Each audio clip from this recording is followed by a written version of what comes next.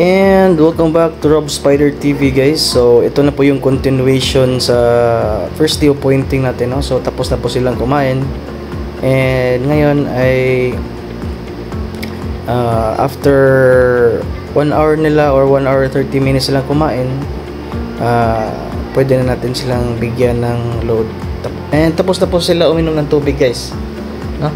So as makikita nyo, yung gagamba is maliksi na. So nakabawi na talaga sila sa stress nila. So ito, nilalagay ko yung F3 na load ko, guys, and as part sa ating experimentation kung kaya ba niyang mahabol yung gagamba, no?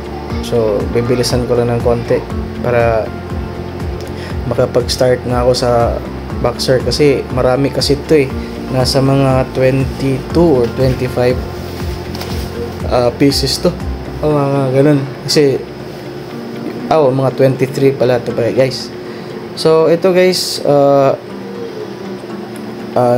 binibigyan ko na sila ng load. So once again, sa mga newbies dyan, yung nakasubaybay sa aking vlog, so lahat ng gagambang binibigyan ko ng load ay tapos na po silang kumain, guys. So yung time interval ko is 1 hour to 1 hour and 30 minutes para yung gagamba nakapag-relax na din.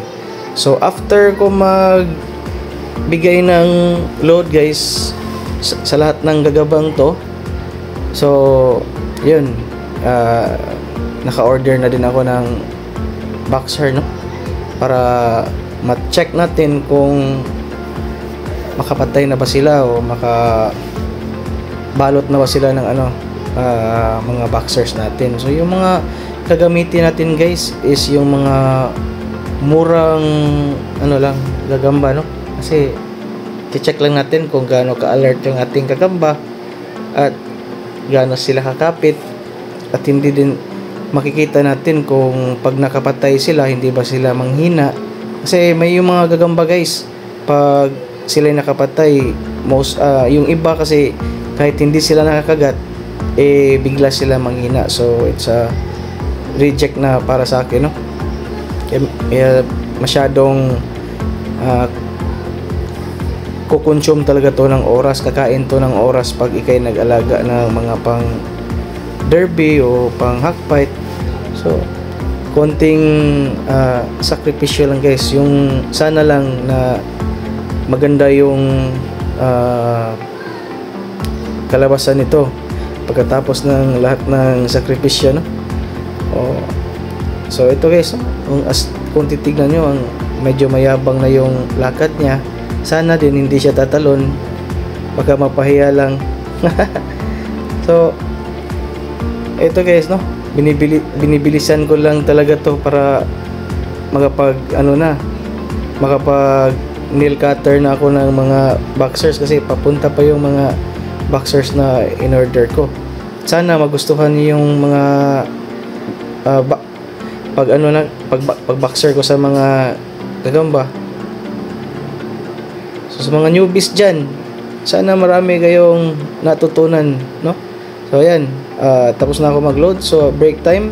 So papakita ko sa inyo yung mga nakuha kong mga derby size. So kung may derby, isasali to. Pag walang derby, syempre hackfight na to. So ito na po yun, guys, no? So yung mga napili kong gagamba, so ito sila yung mga mabilis pumatay, mga nasa mga 10 o 12 lang. Pero yung iba, okay naman, natanggal din sila ng paa, pero iba talaga pag nahuli talaga nila yung mismong gagamba, no? Gaya nito. And pagkatapos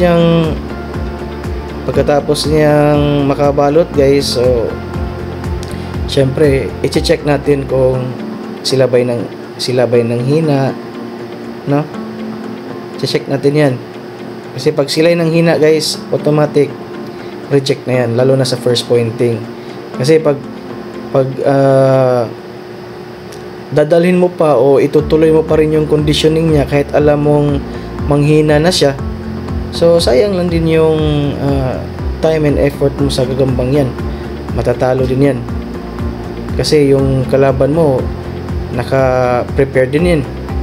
So dapat tignan mo maigi yung gagamba mo, no? Titingnan mo kung ito ba'y manghihina pagkatapos niyang bumalot ng boxer. So yung mga ibang hindi ko na nilagay yung iba guys kasi hindi din sila nakahuli. So ito yung mga nilagay ko, yung mga mostly sa mga nakahuli ng gagamba o may potential na sila'y manalo. So sa paghawak mo pala ng stick, alam mo na yung pwersa ng gagamba na inaalagaan mo. So masaya naman ako kasi medyo marami din yung pumasa at may ibang gagamba na hindi pumasa, pero ibibigay ko pa rin yun sa mga insan ko at saka kapatid ko para may laruan sila, no? So ito mga contender o mga na-select ko guys para gamitin sa ating financer. So ipapadala natin to, no? Shout out pala dyan, ako dyan sa partner ko ngayon sa gagamba, and sa mga kasama ko din. Shout out sa inyo lahat dyan, pati sa mga followers ko. So ito, naka cap na ako kasi nagpapatanggal ako ng buhok guys, chemotherapy, joke lang. So habang nagpapatreatment ako sa buhok ko guys, so ito yung ginagawa ko, no? Nagbaboxer ako ng gagamba.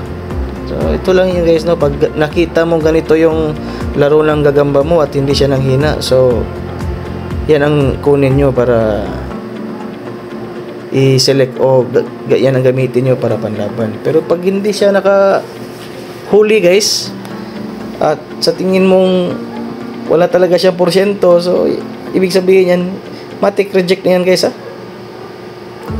Kahit nakatalikod guys, pag alerto gagamba mo, syempre may mataas na potential yan.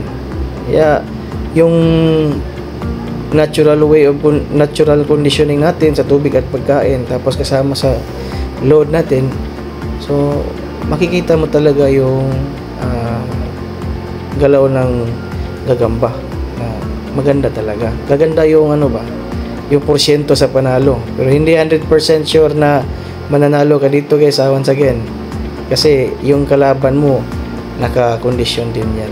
So ito guys, malapit ko na matapos yung episode ko, so may last episode pa tayo bukas bago ilaban ang ating gagamba. So last sa ating second pointing, no? So yan guys, makikita nyo yung mga gagamba natin is may porsyento na yung iba. So sana marami kayong natutunan ulit sa mga pinakita ko. So ngayon, pag nag-load na kayo, tataas yung papakain nila. So medyo damihan mo ng konti kasi yung antibacterial is tumutunaw na yan sa kinakain na yung gagamba nyo. At para hindi mag-dry, dapat may tubig yan. Huwag niyong kalimutan yung gradual feeding natin guys. So happy tayo ngayon kasi may pinakita yung gagamba na medyo hindi na siya malagkit, no? So once again guys, this is Rob Spider TV. Sana magustuhan niyo yung mga videos ko, and please don't forget to like, share, and subscribe my page, no? And para sa mga gustong bumili din dyan ng load, PM nyo lang po ako kasi andito pa naman ako, hindi pa ako alis. So thank you guys, God bless. This is Rob Spider TV.